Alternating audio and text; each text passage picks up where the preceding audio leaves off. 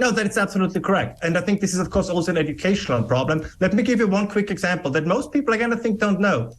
We produce 6,000 different products of daily use from oil and natural gas. And we're not just talking about gasoline and diesel. We're also talking about antibiotics. We're talking about antibacterials. We talk about plastic that's essential for the healthcare system.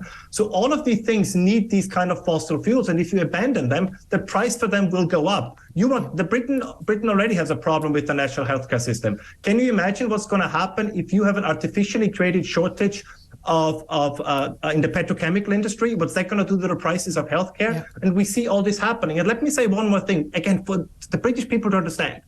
Right? We don't put crude oil into our cars. We put stuff we distillate, and we put stuff out of refineries in our cars.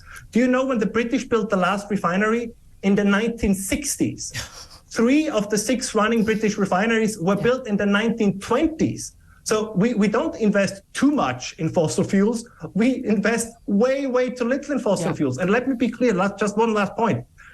We will see now an increase in food prices. Why? Because diesel prices go up. If you're a farmer, right, you cannot run your business without diesel, without fertilizer. If you have a transportation company, you cannot bring food to the supermarket without diesel. So we are having an ever worsening cost of living crisis. And I think politicians